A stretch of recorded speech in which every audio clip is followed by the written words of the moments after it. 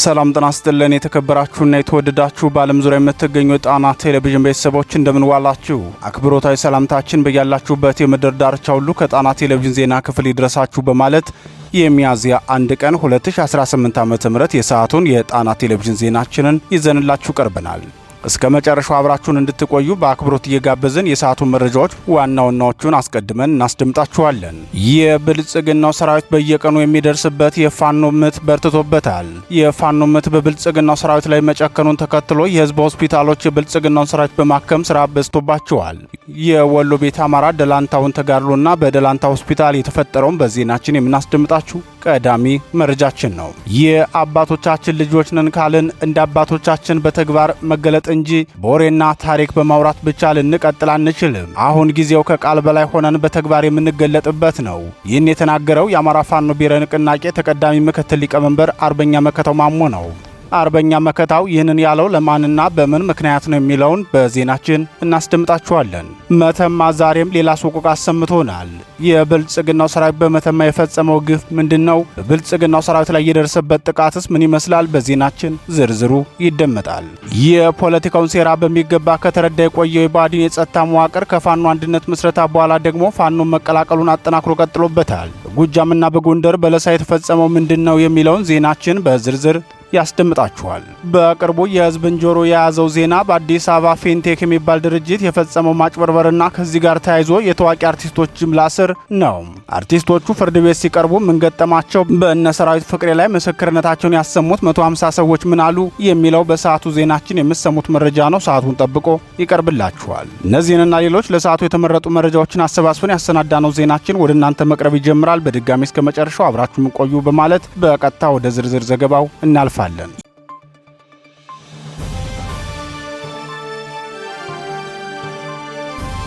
120 የብልጽግና ሰራዊት ተመታ። የአማራ ፋኖ ብሔራዊ ንቅናቄ የሚያካሄደውን ወታደራዊ ተጋድሎ አጠናክሮ በመቀጠል በወሎ ቤት አማራ ደላንታ አውራጃ ባደረገው ውጊያ ከ120 በላይ የብልጽግናውን ሰራዊት ከጥቅም ውጭ ማድረጉን አስታወቀ። የአጼ ምኒልክ ዕዝ 3 ኮሮች ማለትም 106ኛ ኮር 31ኛ ክፍለ ጦር፣ የ104ኛ ኮር 24ኛ ክፍለ ጦር ሬጅመንቶችና 101ኛ ኮር የ35ኛ ክፍለ ጦር ሬጅመንቶች በጥምረት በደላንታ ወረዳ ባደረጉት ተጋድሎ ፀሐይ መውጫ ተራራ ላይ ድል ተቀዳጅተዋል። ከጧቱ 4 ሰዓት ጀምሮ እስከ አመሻሽ ድረስ በተካሄደው የፀሐይ መውጫ ተራራው ተጋድሎ ከ100 በላይ የብልጽግና ሰራዊት በተወሰደበት እርምጃ ከጥቅም ውጭ ሲሆን 50ዎቹ እርምጃ ተወስዶባቸው 70ዎቹ ከባድና ቀላል ጉዳት አስተናግደዋል። በውጊያው የአማራ ሕዝብ ቋሚ ጠላት የሆነው የብልጽግናው ሰራዊት ከደረሰበት ከፍተኛ ኪሳራ የተነሳ ደላንታ ሆስፒታል በብልጽግናው ሰራዊት መሞላቱን የሆስፒታል ምንጮች ተናግረዋል። በዚህ የተነሳም በሆስፒታሉ ተኝተው ሲታከሙ የነበሩ የአካባቢው ነዋሪዎች አልጋቸውን ለቀው እንዲወጡ መገደዳቸውን የተናገሩት የደላንታ ሆስፒታል ምንጮቻችን ተመላላሽ ታካሚዎችንም ለማከም እንዳልቻሉ ተናግረዋል። ከዚህ በተጨማሪም ከፍተኛ የመድኃኒት እጥረት እንደገጠማቸው የሚናገሩት የሆስፒታል ምንጮቻችን የቁስለኛ ማጠቢያ ኬሚካልና መድኃኒቶች ሙሉ በሙሉ ለመንግስት ሰራዊት ሕክምና ብቻ እንድናውል ትዕዛዝ ተሰጥቶናል ሲሉ የብልጽግናው ሰራዊት በአማራ ሕዝብ ላይ የሚፈጽመው መልከ ብዙ ጉዳት ተናግረዋል። የብልጽግናው ስርዓት በአማራ ሕዝብ ላይ የዘር ማጥፋት ጦርነት ከከፈተበት ጊዜ ጀምሮ በተለየ መልኩ ጉዳት የደረሰበት የጤናና የትምህርት ዘርፍ ነው። የጤና ተቋማትም ማህበረሰባዊ አገልግሎታቸውን አቋርጠው ለብልጽግናው ሰራዊት ብቻ ሕክምና እንዲሰጡ እያደረገ ሲሆን ይህን የሚቃወሙትን ሐኪሞችና የጤና ባለሙያዎችን ደግሞ ፋኖን እያከሙ ነው በሚል ምክንያት አፍኖ በመሰወርና በማሰር ግፍ ሲፈጽም ቆይቷል። የትምህርት ዘርፉን ደግሞ ትምህርት ቤቶችን የወታደር ካምፕና የሎጂስቲክ ማከማቻ ማዕከል በማድረግ የአማራ ተማሪዎች ከትምህርት ውጭ እንዲሆኑ በደል ፈጽመዋል። በርካታ የትምህርት ተቋማትን ደግሞ በድሮንና በከባድ መሳሪያ ድብደባ በመፈጸም ጸረ አማራ ድርጊቱን በተግባር አሳይቷል። ዛሬም በደላንታ ከተማ የፈጸመው ከዚህ በፊት በሌሎች አካባቢዎች ሲፈጽም የቆየውንና ገና ወደፊትም የሚፈጽመውን ነውሩን ነው።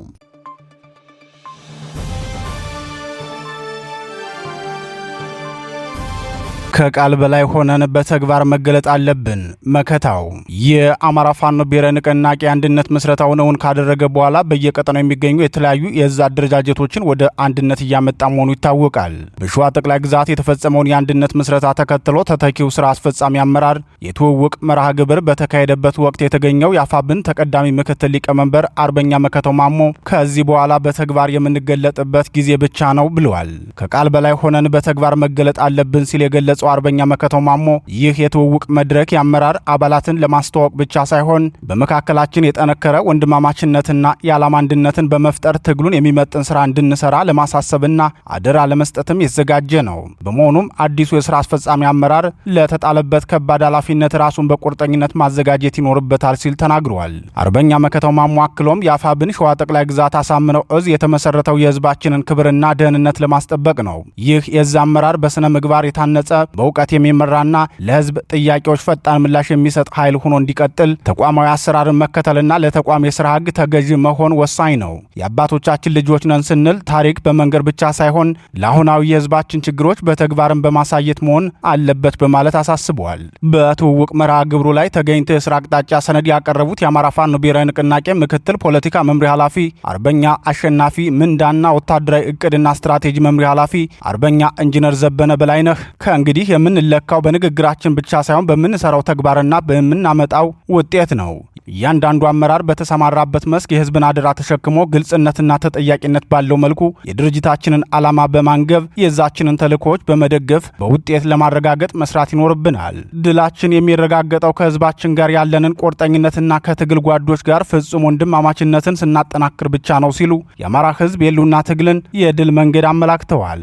አመራሮቹ አክለውም በመሆኑም አመራሩ ከህዝቡ ጋር ተቀራርቦ በመስራት የትግሉ ባለቤት ህዝብ መሆኑን በተግባር ማሳየት አለበት። ጠላታችን ሰፊ የመነጣጠያ ወጥመድ በማጥመድ እኛን እየነጣጠለ ህዝባችንን የሚያዋርድበት ጊዜ አልፏል። ዛሬ በአንድነት ቆመን ለአንድ ዓላማ በመተሳሰብና በመከባበር ጉዟችንን እያጠናከርን የጠላታችንን ቅስም መስበር አለብን ሲሉ የአማራ ህዝብ ትግል ከጠላት ሰርጎ ገብ ጥቃትና ከውስጣዊ ፍትጊያ የጸዳ እንዲሆን አሳስበዋል። በትውውቅ መድረኩ ላይ የተገኙት አዳዲስ የዙ ስራ አስፈጻሚ አመራር አባላት ለሰጣቸው ተልዕኮ በታማኝነት እንደሚሰሩ በማረጋገጥ የትውውቅና የስራ ስምሪት መርሃ ግብሩን በሳካ ሁኔታ ማጠናቀቁን የአማራ ፋኖ ሸዋ ጠቅላይ ግዛት አሳምነው እዝ ህዝብ ግንኙነት ክፍል ያደረሰን መረጃ ያመላክታል።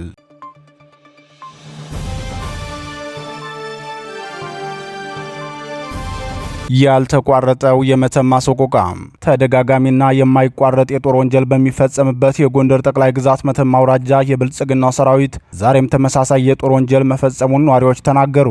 የጣና ቴሌቪዥን ምንጮች ከስፍራው እንደገለጹት የብልጽግናው ሰራዊት በመተማ ወረዳ ወዲ አንበሶ በተባለ የገጠር ቀበሌ በመግባት 2 አርሶ አደሮችን በግፍ ሲገድል ሌሎች 4 የሚደርሱ ንጹሃንን ደግሞ ታቁስለዋል። በብልጽግናው ሰራዊት ጉዳት የደረሰባቸው አርሶ አደሮች መተማ ሆስፒታል መግባታቸው ታውቋል። እንደ ምንጮች ቻችን ገለጻ የብልጽግናው ሰራዊት በአርሶ አደሮች ላይ ጭካኔ የተሞላበት ግድያ የፈጸመው ከመሻ ተነስቶ ወደ ፋኖ ቀጠና በሚያቀናበት ወቅት በፋኖ ጥቃት ተፈጽሞበት ጉዳት ማስተናገዱን ተከትሎ በበቀል ስሜት መሆኑን ተናግረዋል። ፋኖ ባደረሰበት ልዩ የደፈጣ ጥቃት በወታደራዊ ፓትሮል ላይ የነበሩ የብልጽግናው ወታደራዊ አዛዦችና የባዲኑ ሚልሻ ጠርናፊዎች ከፍተኛ ጉዳት ማስተናገዳቸውም ተገልጿል። የፋኖን ድንገተኛ ጥቃት ተከትሎ ለግማሽ ሰዓታት የዘለቀ ውጊያ እንደተደረገ የገለጹት የዓይን እማኞች ከውጊያው በኋላ ፋኖ አካባቢውን ለቆ መውጣቱን ተከትሎ የብልጽግናው ሰራዊት በንጹሃን ላይ የበቀል እርምጃ መውሰዱን ገልጸዋል። በዚህም ወዲ አንበሶ 4 አርሶ አደሮች በዘፈቀደ በተተኮሰ የከባድ መሳሪያ ሲያቆስሉ 2 አርሶ አደሮች ደግሞ በስርዓቱ ሰራዊት ታፍነው ከተወሰዱ በኋላ በግፍ መገደላቸው ተረጋግጧል። ከዚህ በፊት በወረዳው በተደጋጋሚ ንጹሃንን እያሰረ ሀብት ንብረታቸውን በመቀማትና የቀንድ ከብቶችን ጨምሮ በማሻገር የሚታወቀው የብልጽግናው ሰራዊት ዛሬም የበርካታ አርሶ አደሮችን ቤት በመፈተሽ ንብረት መዝረፉን የአካባቢው ነዋሪዎች ገልጸዋል። ከተዘረፉ ንብረቶች መካከል የ2 አርሶ አደሮች የግል ትጥቅ መወሰዱ የተገለጸ ሲሆን በሌሎች ቀጠናዎችም አርሶ አደሮች ለአፈር ማዳበሪያ መግዣ ያስቀመጡትን ገንዘብ በሚሊሻ አባላትና በሰራዊቱ መዘረፋቸውን ነዋሪዎቹ ገልጸዋል። አንድ የአካባቢው ነዋሪ ለጣና ቴሌቪዥን እንደገለጹት በአካባቢው የተኩስ ድምፅ ሰምተን ሁላችንም በየቤታችን ተቀምጠን ባለንበት ሰዓት ከ1 ሰዓት በኋላ የመከላከያ ልብስ የለበሱ ታጣቂዎች ቤት ለቤት እየገቡ መፈተሽ ጀመሩ። እኔንና አንድ ጎረቤቴን ከቤት አውጥተው ወሰዱን። ትንሽ መንገድ እንደተጓዝን መሳሪያችሁን አስረክቡ ተብለን ተጠየቅን። ሁለታችንም መሳሪያ እንደሌለን ስንናገር እየደበደቡ ወሰዱን ብለዋል።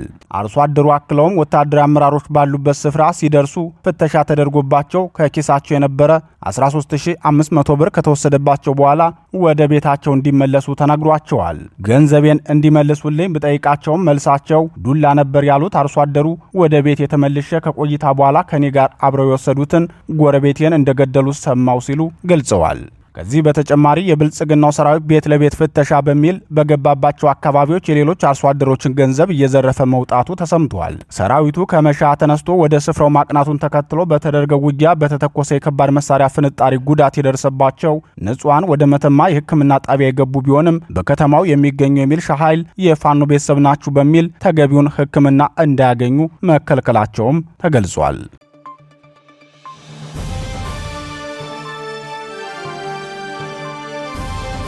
የባዴን የጸጥታ ኃይል መፍረሱን ቀጥሏል። ተደጋጋሚ የፋኖ ምት የበረታበትና የብልጽግናው ስራ ጸረ ህዝብ ድርጊት የገባቸው የብልጽግና ሰራዊት አባላት በጅምላ ፋኖን እየተቀላቀሉ ነው። በዛሬው ዕለትም 13 የብልጽግናው ጥምር ጦር አባላት ዛሬ የአማራ ፋኖ ብሔራዊ ንቅናቄ አጼ ቴዎድሮስ ዕዝ 201ኛ ኮርን ተቀላቅለዋል። 201ኛ ኮር 74ኛ ክፍለ ጦርን የተቀላቀሉት የብልጽግናው ሰራዊት ጥምር ጦር አባላት ፋኖን የተቀላቀሉት የፋኖ የውስጥ አርበኞች ዲፕሎማሲያዊ ስራ ውጤት መሆኑን የአማራ ፋኖ ብሔራዊ ንቅናቄ አጼ ቴዎድሮስ ዕዝ 201ኛ ኮር ህዝብ ግንኙነት ኃላፊ ፋኖ ሀብታሙ የሱፍ ተናግሯል። ፋኖ ሀብታሙ ለጣና ቴሌቪዥን በላከው መረጃ የብልጽግናን ሰራዊት ስቦ ማስከዳት ስራችን በከፍተኛ ሁኔታ ተጠናክሮ ቀጥሏል። በዛሬው ዕለትም ወደኛ የተቀላቀሉት የጠላት ሰራዊት አባላቱ ሙሉ ትጥቃቸውን ይዘው ነው የገቡት ብለዋል። 13ቱ የብልጽግናው ጥምር ጦር አባላት ፋኖን ከተቀላቀሉ በኋላ በሰጡት አስተያየት እኛም የአማራ ልጆች ነን፣ በእያንዳንዱ አማራ ላይ የሚፈጸም ጭቆና የሁላችንም ጭቆና ስለሆነ ከዚህ በላይ መሸከም የለብንም። የጠላትን ሴራ ተረድተናል። ቀሪ ጊዜያችን ህዝባችንን ማገልገልና የዘመተብንን ዘር አጥፊ ሰራዊት ከጎኑ ተሰልፈን ሞተንለት ህዝባችንን ልናድነው ይገባናል ብለን ነው የመጣ ነው ብለዋል። ይህ በእንዲህ እንዳለ በጎንደር ጠቅላይ ግዛት በለሳ አውራጃ የባዲን አድማ ብተና አባላት ሙሉ ትጥቃቸውን እንደያዙ የአማራ ፋኖ ብሔራዊ ንቅናቄ ጎንደር ጠቅላይ ግዛት በላይ እዝ ታዲዮስ ታንቱ ክፍለ ጦርን ተቀላቅለዋል። ታዲዮስ ታንቱ ክፍለ ጦርን የተቀላቀሉት የአድማ ብተና አባላትን አስመልክቶ የክፍለ ጦሩ ዋና አዛዥ አርበኛ ታርቆ ከበደ ለጣና ቴሌቪዥን እንደገለጸው የፋኖ አንድ መሆንን ተከትሎ በርካታ የብልጽግና ሰራዊትና የክልሉ ጸጥታ ኃይል አባላት ወደኛ ለመምጣት ጥያቄ እያቀረቡ ነው። እኛም የራሳችንን ማጣራት እያደረግን በየቀኑ የሚመጡትን እየተቀበልን እንገኛለን ብሏል። አርበኛ ታርቆ አክሎም በእኛ አንድ አለመሆን ምክንያት ጠላታችን ጉልበት አግኝቶ ቆይቷል። ከጠላታችንም ባለፈ እርስ በርሳችን ስናደርግ የነበረው የጎንዮሽ ውጊያም ምን ያህል ሲጎዳን እንደቆየ የሚታወቅ ነው። አሁን እኛ አንድ ስንሆን ጠላት ብለን ፊት ለፊት የገጠምናቸው ሁሉ በፋኖ ትግልና ድርጅታዊ አንድነት እምነት እያሳደሩ በመሆኑ የእኛን ጥሪ ተቀብለው መምጣት ጀምረዋል ሲል ተናግሯል። ፋኖን የተቀላቀሉት የብልጽግናው ጥምር ጦር አባላት በበኩላቸው እስካሁን የቆየነው በፋኖ ትግል ስለማናምን ሳይሆን በፋኖ እርስ በርስ መጓተት ተስፋ በመቁረጣችን ነበር። እነሱ አንድ እስኪሆኑ ከመጠበቅም ባለፈ አንድ እንዲሆኑ ስንመኝ ነበር የቆየነው። በዚህ ሰዓት ከወንድሞቻችን ጋር ሆነን የምናደርገውን ትግል እንቀጥላለን። ስርዓቱ እኛን ሚሊሻና ፋኖ አድማ ብተናና ህዝብ እያለ ይለየናል እንጂ የሚጠላን ግን ሁሉንም አማራ በእኩልነት ነው የሚጠላን። ይህን ስርዓት ማስወገድ የሁላችንም ግዴታ ነው የምንለው ለዚህ ነው ብለዋል።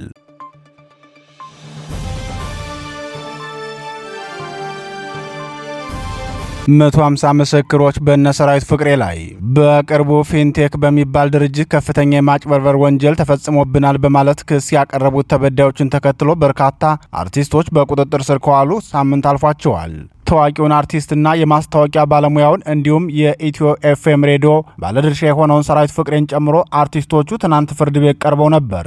አርቲስቶቹ በሰሩት ማስታወቂያ ምክንያት ተታለናል ያሉ ተበዳዮች በአርቲስቶቹ ስራ ወቀሳና ክስ ሲያቀርቡ ቆይተዋል። ትናንት በብልጽግና የፌዴራል መጀመሪያ ደረጃ ፍርድ ቤት የቀረቡት አርቲስቶቹ ከፖሊስ የ150 ሰዎች ምስክር ቀርቦባቸዋል። ከወለድ ነፃ መኪና እሰጣቸዋለሁ ብሎ ከ1200 በላይ ሰዎችን አጭበርብሮ ከ1.8 ቢሊዮን ብር በላይ ገንዘብ ዘርፏል የተባለው ፌንቴክ ድርጅትና አርቲስቶቹ የገቡበት የጥቅም ትስስር ከፍተኛ መሆኑን ያሳያል ሲል ፖሊስ አስታውቋል።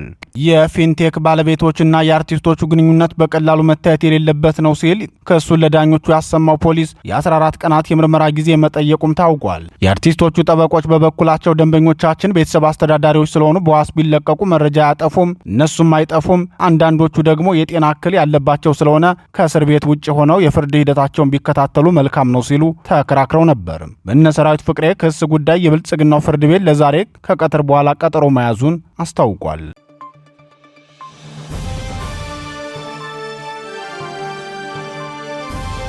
ክቡራትና ክቡራን የጣና ቴሌቪዥን ደጋፊዎች የአማራ ሕዝብን ትግል ማዕከል በማድረግ ውግንናውን ለአማራ ሕዝብ ማዕከላዊ ኮዝ ዘላቂ ጥቅምና የተቆጠሩ ጥያቄዎች ያደረገው ጣና ቴሌቪዥን ትግሉ የገጠመውን የስትራቴጂክ አመራር ክፍተት እንዲሞላ ሕዝባዊ መሰረቱን አስጠብቆ እንዲቀጥል በማድረግና ሚዛናዊ የመረጃ ተደራሽነትን በጥራት በፍጥነትና በታማኝነት እያቀረበ የሚገኘውን የጣና ቴሌቪዥንን ለመደገፍ በርካቶች በምን እንደግፍ የሚል ጥያቄ ስታቀርቡልን መቆየታችሁ ይታወቃል።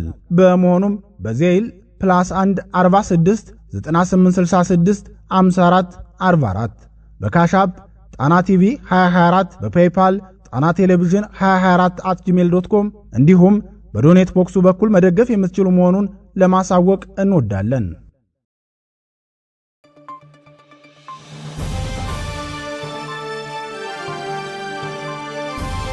የተወደዳችሁና የተከበራችሁ የጣና ቴሌቪዥን አድማጭ ተመልካቾቻችን የሰዓቱ ዜናችን የተከታተላችሁትን ይመስል ነበር። በምሽቱ የዜና ወጃችን እስከምንገናኝ በዚሁ ተሰናበትን። ጤና ይስጥልን።